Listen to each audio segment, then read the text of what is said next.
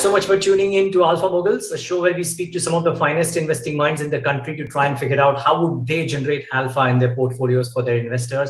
Our guest today is Sunil Singhania. Sunil, so good having you. It's been a while that you've spoken, and I presume for the first time on this show. So thank you so much for joining in. A pleasure. Thanks for having me. The pleasure is ours, Sunil. So as much as we would love to understand from you the portfolio construct, and we'll get to that in a bit, would love to understand from you, Sunil, the environment that we operate in currently. Can I start off with a couple of global questions, Sunil, just to understand how you're thinking about them? Sure. The basis of any alpha generation would be the kind of returns that the markets and the headline indices or the benchmark indices would make in the first place. Do you fear that after the heady run-up that Indian indices have had, albeit the world indices have had too, and with the risks of, if not taper tantrum, then an interest rate tantrum around the corner, could the performance of the headline indices over the next 12 months be materially different from what has been in the past 12 to 24? So I think, all the reasons you mentioned definitely exist. So whether it's the inflation fear, whether it is the fear of tapering, whether it's the fear of interest rates increases, they're all there. The only good thing is that in some measure, the market is already expecting that. And, our experience is very clear. Things which we already expect, when they happen, the impact is not that great. And to that extent, we are not unduly worried about, I would say, those fears. But you rightly said that the worry is more about the return expectations. And we are in a scenario where we are coming out of 18 months of superlative returns. And in an environment where we had all given up hope of not even knowing whether we will be alive or not, and then to come out of it richer than ever, obviously the return expectations have gone up. There are a lot of investors, I would say more than 50-60% of the investors who have had their first sort of romance with the markets. And it's been a very pleasant a very pleasant experience to these first-time investors where they have only made money, they have not lost money. And therefore, I think the return expectation to that extent are very, very high. There is absolutely no doubt in our mind, and I would say that in the minds of most experienced investors, that return expectations have to be much more mellowed as we move forward for a multiple of reasons. We have already seen a huge run. Second is we are not as cheap as we were ever.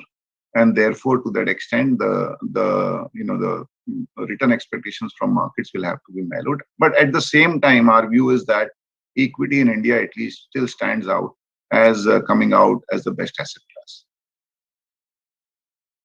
Okay, interesting, and I'll probe that a little too. But just a couple of follow-up questions, Sunil. There is a lot of argument, and I don't know how much weightage you give to this, but I'm still asking you. There's a lot of argument around whether central bankers around the world move ahead in the path of financial repression, or do they lean on higher interest rates because they don't want inflation to go out of control? Any thoughts that you give or any credence that you give to this, and why would be the case, and what could the impact of that be on equities at large? So one is, it is obvious, I would say, thought that because of this huge sort of liquidity and fiscal stimulus, we have had asset prices go up, including commodities, and therefore, that's led to inflation. And when inflation goes up, the central banks obviously have to increase interest rates and suck out the liquidity, and that's how the cycle moves.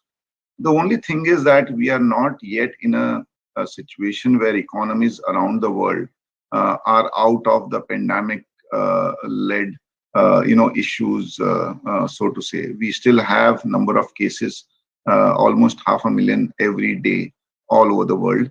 We have had cases increase in countries like, say, Germany. In US, they continue to be more than 50,000 a day.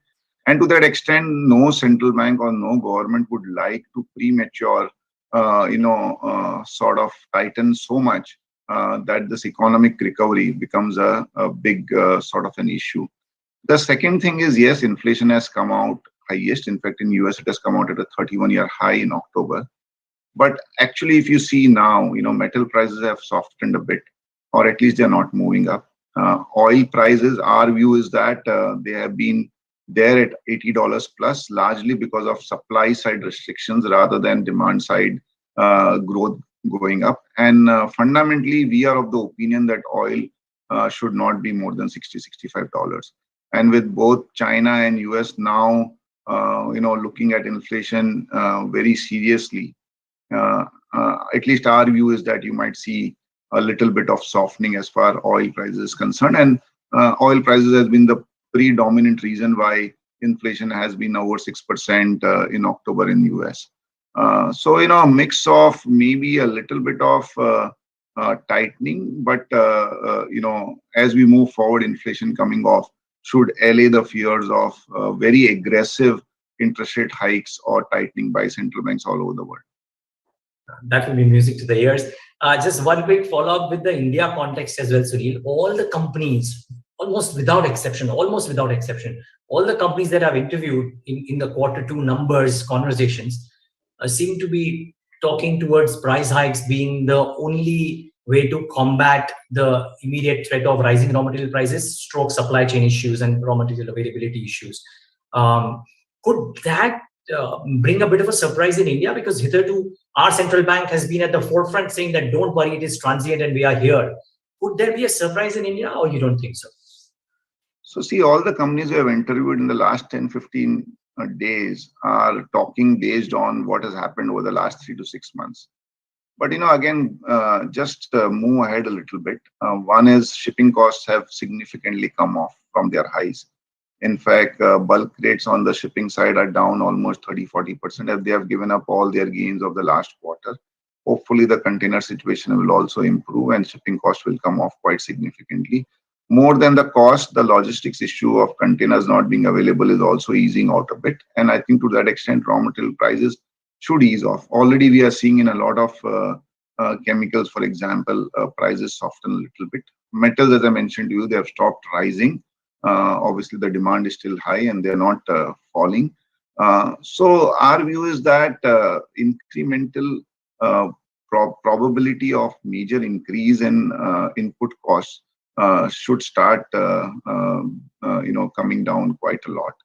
As far as price rise concerned, it is obvious, even looking at the results of September quarter, that gross margins for a lot of companies have been hit because of input cost, and to some extent they will have to increase the prices. And I think that is a very logical sort of I would say a step which most companies would take. So we have to be prepared for some price rises. The only good thing is that we are in a very strong demand scenario as far as the festive season is concerned in India as well as overseas. And a moderate price increase would be more than absorbed, I would say, by the consumers. So at this point of time, it's not as worrying. But as you said earlier, if this price rises are not controlled, then obviously the central banks at some point of time will have to act. Okay, but an imponderable right now, at least, and maybe at the margin, some bit of cool off should help. Sunil, that's actually the other question, right? How do you have, before we get into the portfolio construct, how have you navigated through, observed, acted upon all of these supply chain issues that might be impacting companies both on the positive and the negative side? Because it will become difficult at times for mere mortals to not look at those profit numbers that went up for, say, some chemical companies and think that, oh, did I get left behind? How did you navigate through this whole thing in the last 6 months? No, I think it's very difficult to catch each and every trend, and it is very difficult to keep on getting in and getting out of companies based on near-term profits and which might be great or not so great. So we have had companies which have benefited a lot because of this, and then we have also had companies which have faced the barrage of input cost increases. So at the portfolio level, I think they match each other. As long as your long-term outlook on, I would say, normal price trends is positive, I think this near-term ups and downs, you'll have to bear it as investors. See, no company can make disproportionate profit forever, and no company will survive if they don't have reasonable profits forever.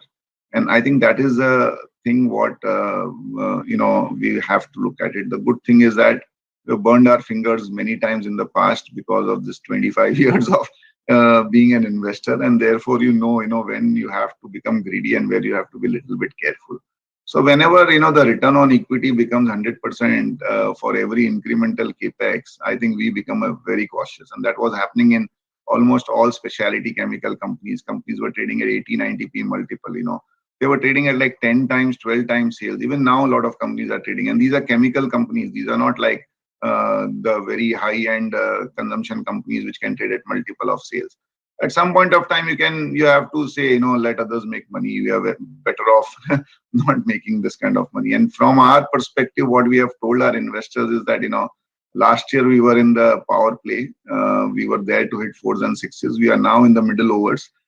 We want to ensure that we keep on taking the ones and twos, but we don't lose our wicket.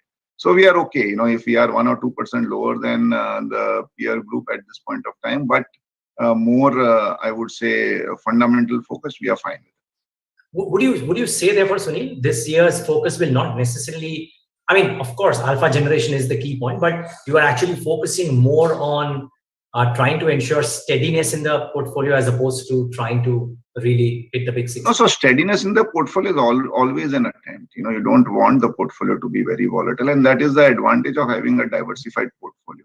Okay. What basically we are saying is that, investors have made great returns. There is always this lure of chasing momentum. And when you start chasing momentum, fundamentals go for a toss. So, the logic of buying a stock then does not become fundamentals. The logic of buying a stock then becomes that someone else will come and buy it higher from you. Or the fear of missing out, or some company coming in, some index, and therefore the price moves up, or so on and so forth.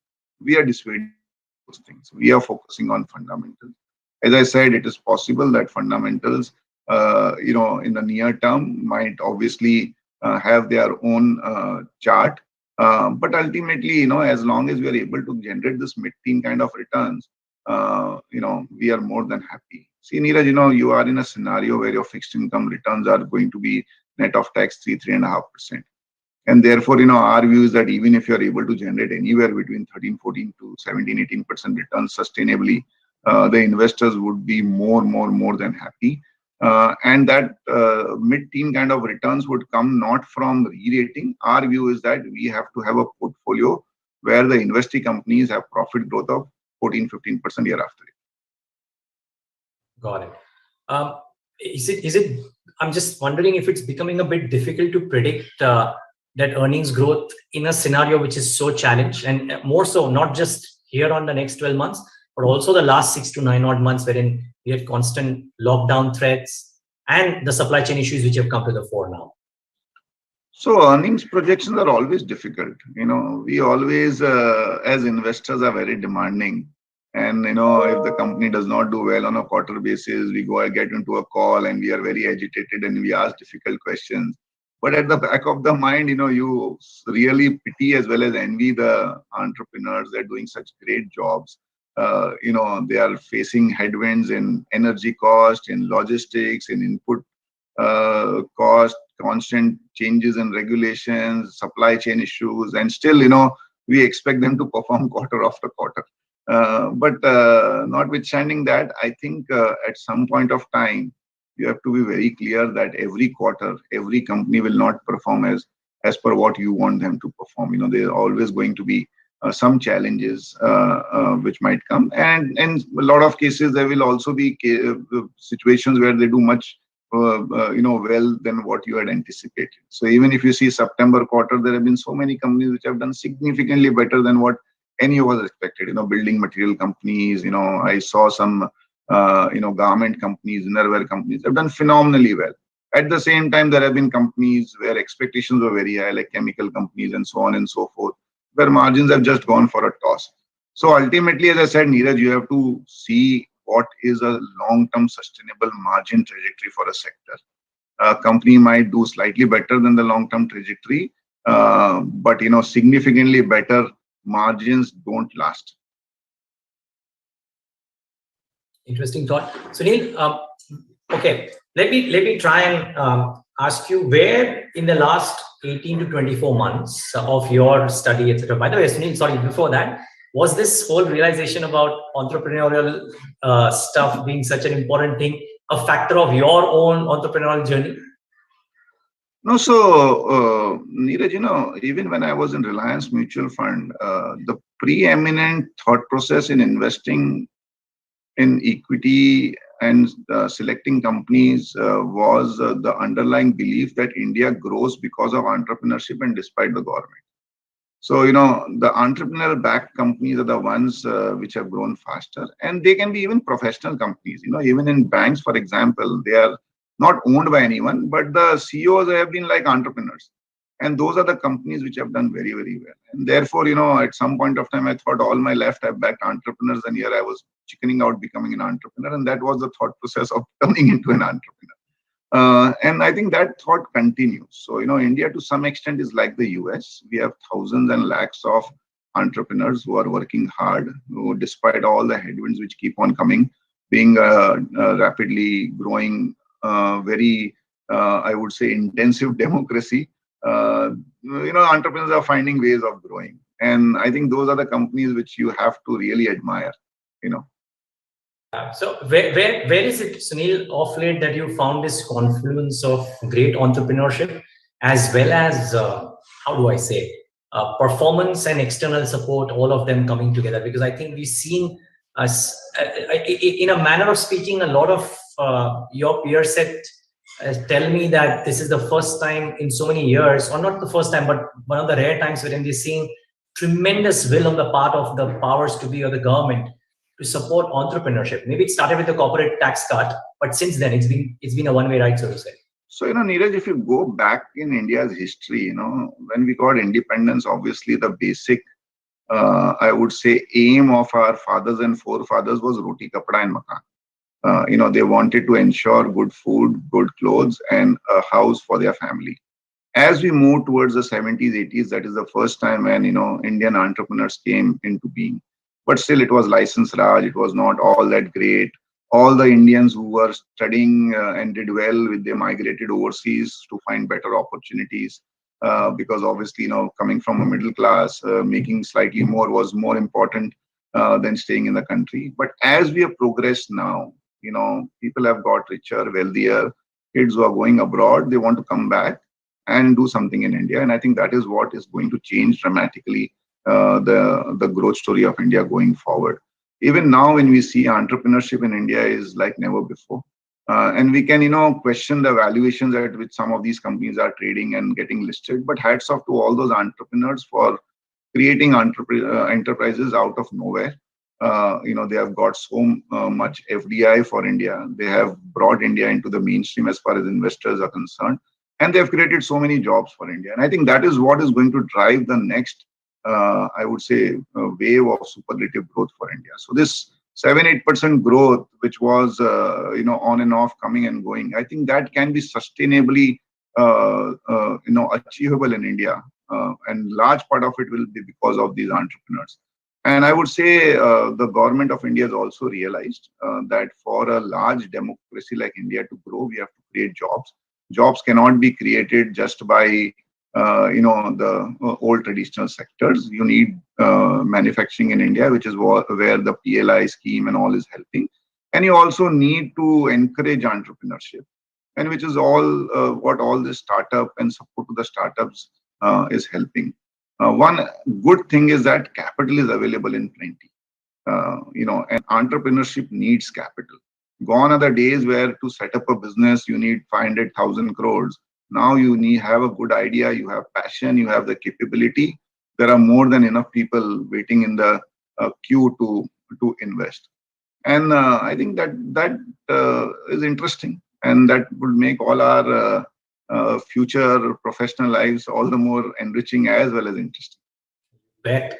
But is the bet tilting towards, okay, let me try and make some classifications, Sunil. Manufacturing versus or manufacturing versus services. Where is the hand tilting towards? Let's say 5 years out, not just the next 12 months. So, Neeraj, it is very easy to sit in a small room like what I am sitting in and make a presentation which is very glossy, have credentials of experience, having studied in IIT or whatnot, and raise money and do some services. But at some point of time, economy needs everything. Only Only having apps is not going to drive the economy. Only setting up gaming companies is not going to drive economy. At some point of time, you will need to have someone make steel and aluminum and paper and cement and so on and so forth. So I think we need a mix of both.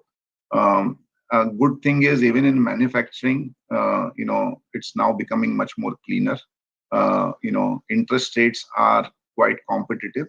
One thing which India always lagged behind is high interest rates, and specifically for capital intensive industries, very high interest rates is never an incentive to set up capacity. So hopefully that is also in favor. So I think both will go hand in hand. You for a economy to grow, you need manufacturing, you need services, and you also need technology. Unfortunately, in India, the IT services companies are huge, but we don't have a innovative technology company as yet. But the startups are actually doing what a lot of our IT services companies should have been doing. They're sitting on like billions and billions of dollars of cash, but all the innovation is coming from all the startups. So I would say that for a holistic growth of the economy, all these segments have to follow together, to fire together.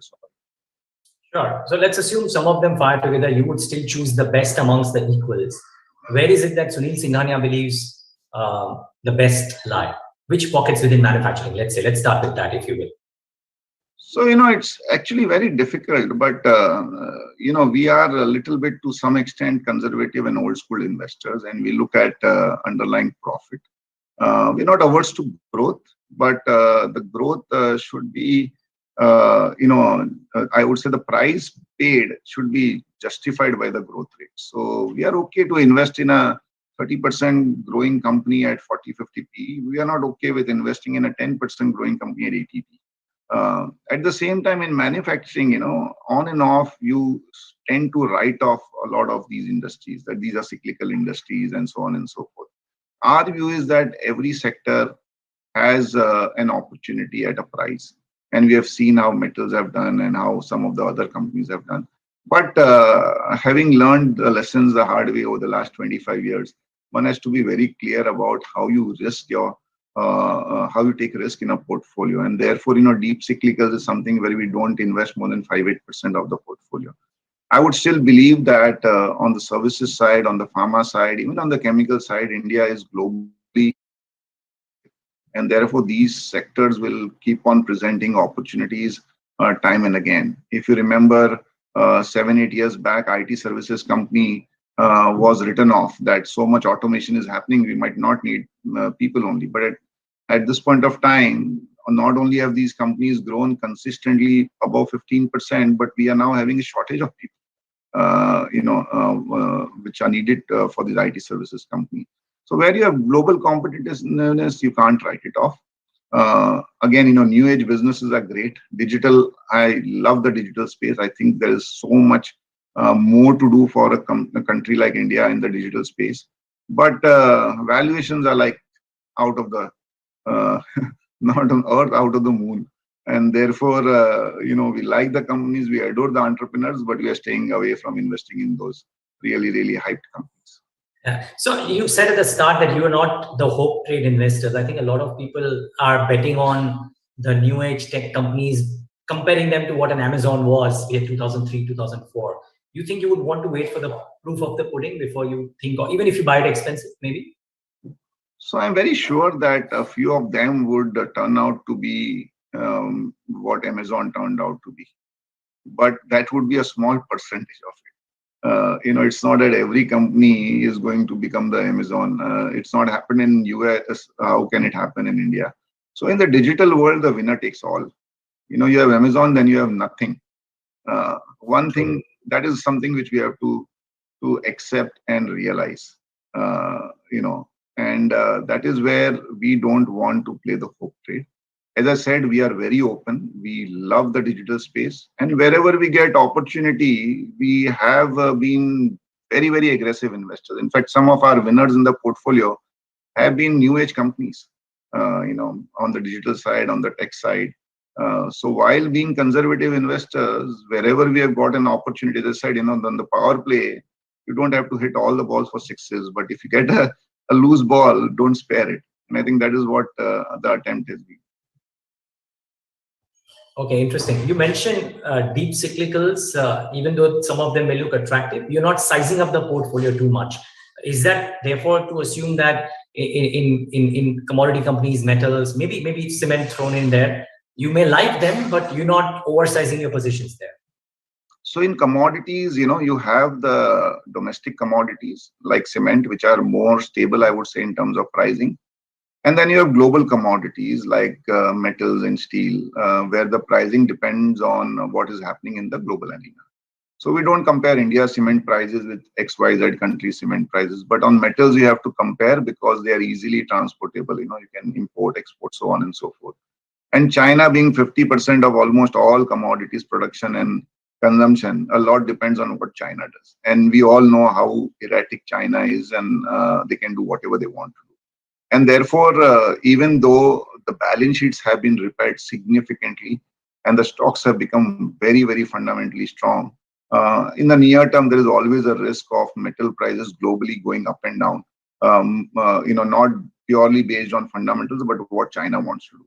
And therefore, as a risk measurement tool, we size our portfolio accordingly.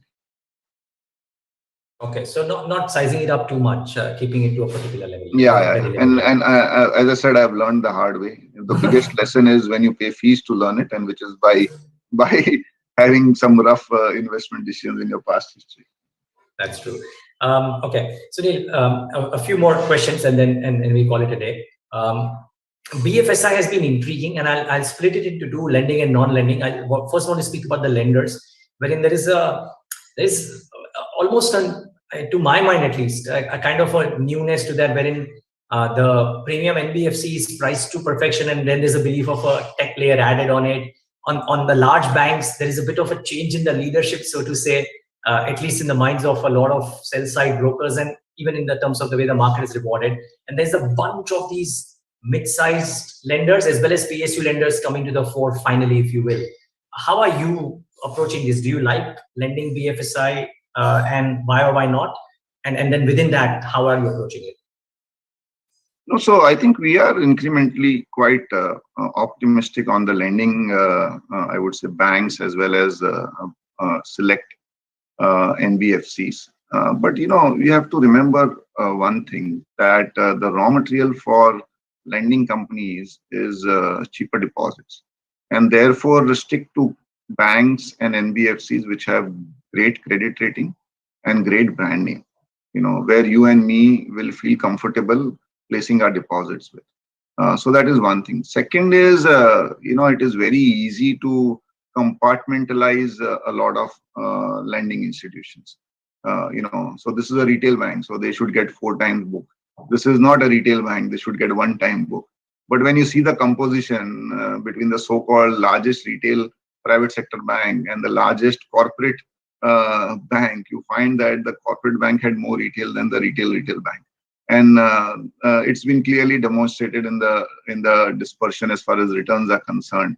And same is the case with a lot of others. And even in NBFCs, just because you make a presentation and say that now you are a digital lending institution, you start to get abnormal P multiple. I think we are focusing a lot on news flows. Auto part company comes and says we have developed an EV part, the valuations go up significantly. Now, an EV as well as a normal two-wheeler will have 80-90% parts which are common. The only thing, instead of an engine, you will have a battery. Otherwise, the mirrors and everything will be common. So, the same part can go into it. So I think it's at this point of time, news flow is also driving the mindset of investors. And the third thing is comfort. Because you have had a good experience in the past, you believe that experience is going to continue. And therefore, you have this dispersion as far as preferences is concerned in terms of your investment decision. I think we are quite optimistic on a few so-called corporate banks. Our view is that as we move forward, the corporate capex is also coming back. The advanced growth rate will increase. Old legacy of NPAs and all are behind us. And there is a huge, I would say, traction in terms of reported PAT, which we are already seeing.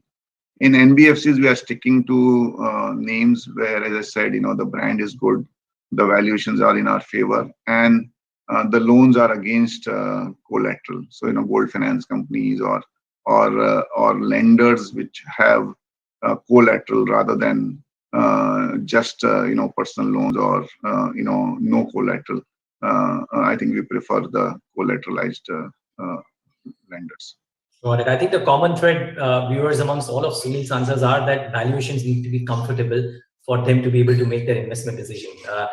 Sunil, just a quick word on the non-lending side as well, because I presume you are. I heard you somewhere else wherein you said that you like that, but that's a very chalk and cheese kind of a thing. Wherein, I mean, for example, unless I'm wrong, but insurance to the minds of many is priced to near perfection, and then there are a bunch of others as well. How do you again navigate through this? Help us. So, see, the advantage of non-fund-based NBFCs is they don't need constant infusion of capital. For fund-based lenders, you need constant infusion of capital. And in case of non-lenders, you don't need capital, particularly now that almost all the subsegments are generating profits.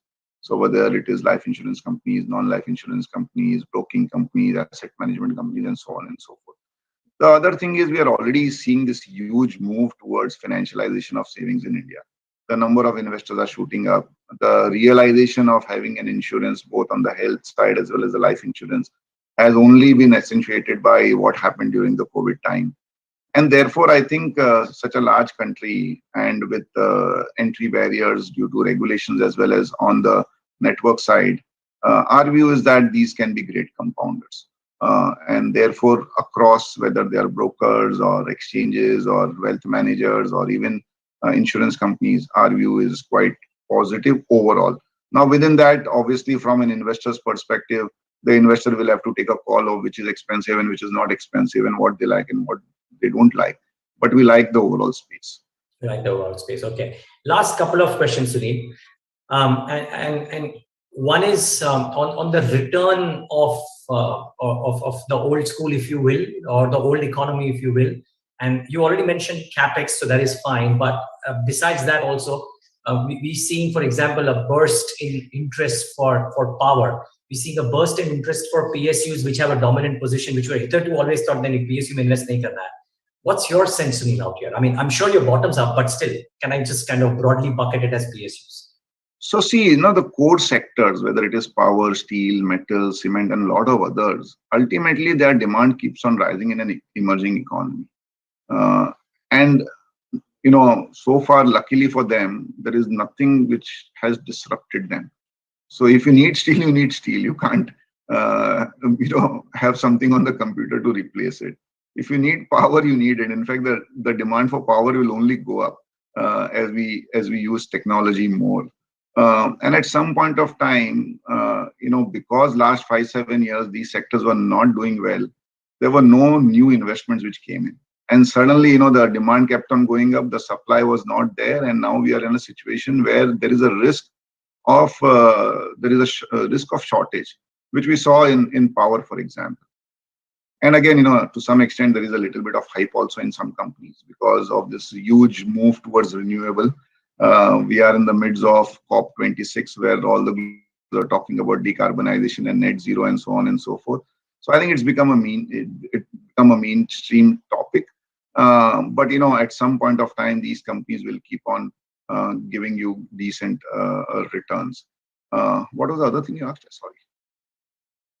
Yeah, I asked you about this old economy returning and the PSUs, wherein there PSUs. Are monopolies which are. So on the PSUs, frankly, we follow a framework which we call the MEETS framework, where M is management.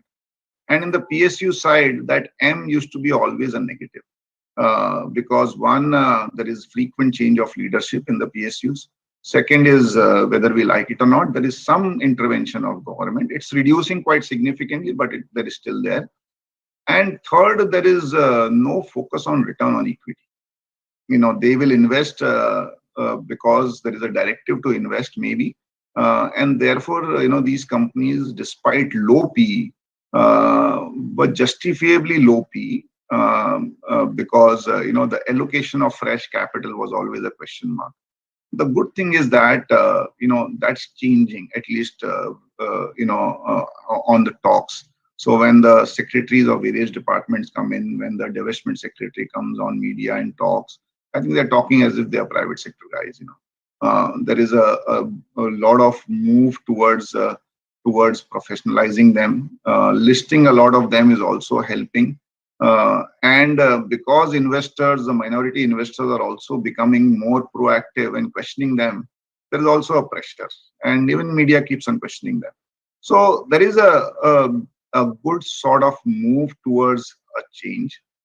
At the same time, one has to realize that a lot of these companies and the PSUs are predominantly in a few sectors. So you have mining, metals and mining, you have power and ancillary sectors, you have banks and funding institutions, and you have defense sectors where these companies are predominantly present.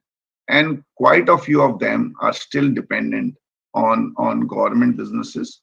And therefore, there is always going to be some choppiness in them. So while, they are great from a valuation perspective, we would be very selective from a very long-term perspective. Great. Sunil, this was lovely talking to you. It's been a while, but I'm so glad. Although we did speak on the Twitter Spaces, but still, face-to-face, it's been a while. So thank you so much for spending the time. Thanks a lot. Pleasure. And have a great new year. You too. Thank you. Thank you. Thank you, Sunil.